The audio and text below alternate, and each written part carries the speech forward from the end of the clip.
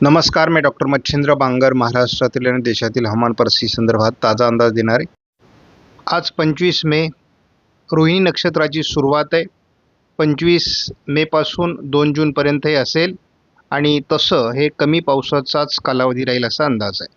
म्हणून आता नव्याने बाष्प निर्मिती होत असून यातून एखादं कमी दाबाचं क्षेत्र भविष्यात तयार होईल असा अंदाज आहे. त्यानंतर एक कमी दाबाचं क्षेत्र तयार होण्यासाठी केरळच्या दरम्यान वातावरण तयार होत आहे. तर या संदर्भात मॉडेलचे अंदाज काय आहेत ते आपण बघणार आहोत. त्यामुळे एकूणच हवामानात काय बदल होतो याची या व्हिडिओमध्ये आपण माहिती घेणार आहोत. सुरुवातीला मान्सूनच्या प्रगतीविषयी आपण जर बघितलं तर 23 आणि 24 तारखेला मान्सूनची प्रगती ही काही विशेष होऊ शकलेली नाही. परंतु आता 26 तारखेचा केरळमध्ये होणारा प्रवेश जो हवामान खात्याने अंदाजित केलेला आहे तर तो नक्कीच होईल असं दिसतंय, कारण त्या टप्प्यापर्यंत मान्सून जवळपास येऊन पोहोचलेला आहे. आज 5वा दिवस आहे. पूर्व मध्य प्रदेश, उत्तर प्रदेश आणि विदर्भ या ठिकाणी उष्णतेचा रेड अलर्ट देण्यात आलेला आहे. 48°C जास्त तापमान या ठिकाणी काही भागामध्ये आहे. त्यामुळे हे नवीन रेकॉर्ड म्हणावं लागेल, कारण सातत्याने एवढे तापमान राहणं कठीण आहे. त्यानंतर आपण हेही बघतो की अनेक राज्यांमध्ये उष्णतेचा ऑरेंज अलर्ट आहे.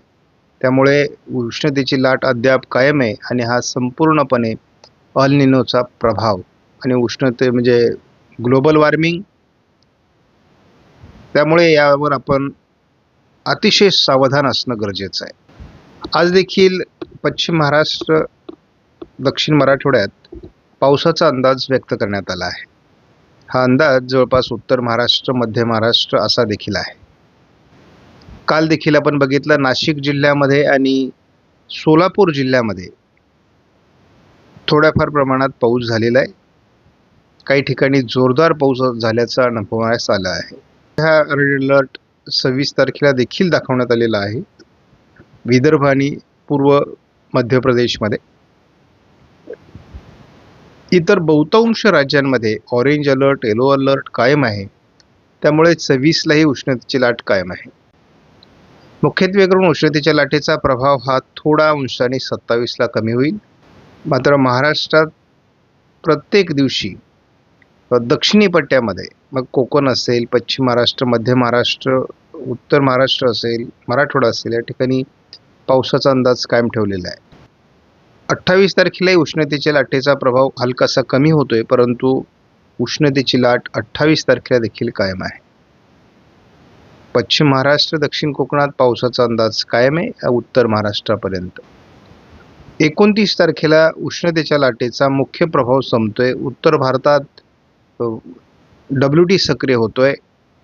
दक्षिणेतला पाऊस जरी कमी होत असला तरी हवामान बदलतंय. 30 तारखेला देखील हवामान बदलणार आहे. उष्णतेच्या लाटेचा प्रभाव कमी होणार आहे, परंतु पावसाचं प्रमाण हे घटतंय. त्यामुळे 28, 29, 30 पावसाचं प्रमाण कमी राहील असं दिसतंय.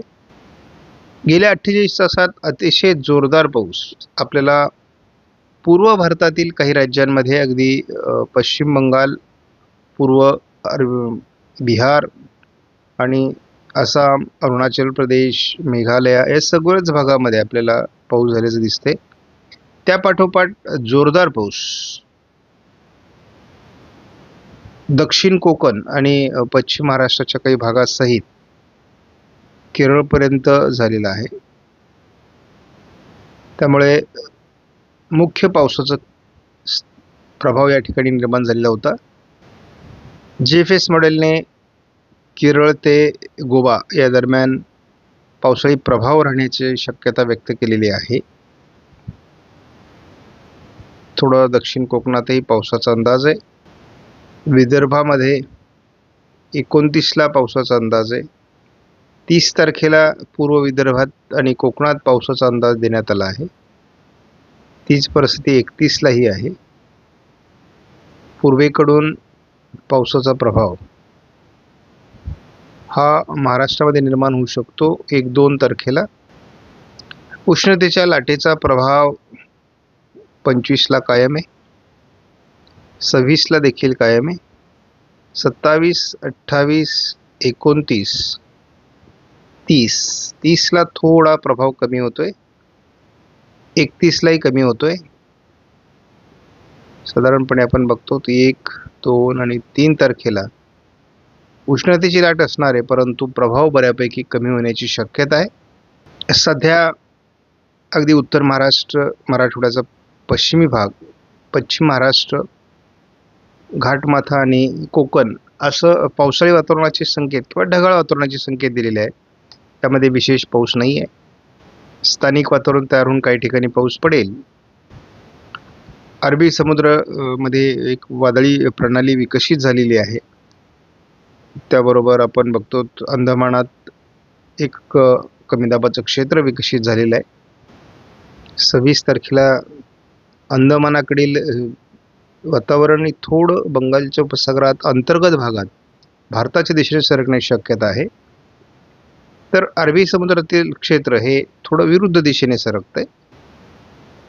27 तारखेला दोन्ही क्षेत्र सक्रिय आहेत, परंतु त्याचा महाराष्ट्रावर दक्षिण मराठवाडा, पश्चिम महाराष्ट्र, मध्य महाराष्ट्र, कोकण, चंद्रपूर, गडचिरोली भागात स्थानिक वातावरणासाठी उपयोग होईल. 28लाही विशेष वातावरणात बदल नाही. 29लाही महाराष्ट्रात विशेष बदल नाही, परंतु 29ला पूर्व विदर्भाच्या दिशेने वातावरण बदलण्याची शक्यता आहे. त्यानंतर आपण बघतो की पूर्वेकडून जोरदार पावसाळी वातावरणाकडे सरकत आहे. त्यामुळे वातावरणीय बदल 30 नंतर सुरू होत आहेत. 1 जूनला मात्र महाराष्ट्रात पावसाची शक्यता वाढते आहे. म्हणजे जशी जूनची सुरुवात होईल तसं दोन्ही समुद्रातील वातावरण हे महाराष्ट्राकडे खेचलं जाईल. आपण अगोदर बघतो आज सकाळी ढगाळ परिस्थिती आहे कोकण आणि घाटमाथ्यावर. घाटमाथ्यावर आजही पावसाची शक्यता आहे. नाशिक पूर्व भागात, अहिल्यानगर पश्चिम, पुणे परिसर, सातारा, कोल्हापूर भागात, त्यानंतर सोलापूरमध्येही उशिरापर्यंत पावसाची शक्यता ICMW मॉडेलने दाखवलेली आहे. आपण बघतो 26 तारखेला कोल्हापूर, सांगली भागात पावसाचा अंदाज देण्यात आला आहे. त्यामुळे विशेष पावसाचा जोर नाही. उशिरा रात्री सोलापूरमध्ये आणि थोडं विदर्भाच्या दिशेने देखील पावसाचं धोरण आहे. 27 तारखेला अहिल्यानगर, बीड, लातूर, धाराशिव, सोलापूर, सांगली, कोल्हापूर भागात पावसाचा अंदाज तुरळक स्वरूपात दिलेला आहे. 28 तारखेला या भागात थोडं पावसाळी वातावरण असेल, परंतु पावसाचा विशेष जोर नाही आहे. 28, 29, 30लाही विशेष वातावरण नाही. 31लाही विशेष वातावरण नाही आहे. जसंही जूनची सुरुवात होईल तसं वातावरण सकारात्मक व्हायला सुरुवात होईल. मराठवाड्यात, उत्तर महाराष्ट्रामध्ये पावसाला मान्सूनपूर्व पावसाला सुरुवात होणार आहे. कारण मान्सूनपूर्व पाऊस जोपर्यंत मान्सूनचा पाऊस कोकणात सक्रिय होत नाही तोपर्यंत होत असतो. आपल्याला 2 जूनही समाधानकारक दिसतोय. मराठवाड्यासहित बऱ्याच ठिकाणी पावसाचं वातावरण राहील आणि चांगल्या पावसाचं वातावरण महाराष्ट्रामध्ये 3 जूनपासून सुरू होईल. आपण कशा पद्धतीने एकत्रित पावसाचा प्रभाव वाढत जातोय हे ICMW मॉडेलनुसार बघतो. म्हणजे मान्सून पुढे सरकण्यासाठी कशी वातावरण निर्मिती होते हे आपल्याला या ठिकाणी दिसतंय. प्रत्येक दिवशी हे वातावरण पोषक बनतंय आणि यामध्ये एक आपल्याला खात्री पटते की जसं दक्षिण कोकणामध्ये, रत्नागिरी, सिंधुदुर्ग, रायगडमध्ये पावसाचं प्रमाण अधिक आहे. बारकाईने आपण अंदाज बघत राहणार आहोत. परंतु संपूर्ण भारतामध्ये पाऊस सुरू होईल जूनच्या पहिल्या आठवड्यात असं दिसतंय. आपण आज व्हिडिओमधील माहिती महत्त्वपूर्ण वाटल्यास लाईक करा, शेअर करा, चॅनलला सबस्क्राईब करा. धन्यवाद. जय हिंद, जय महाराष्ट्र, जय बळीराजा.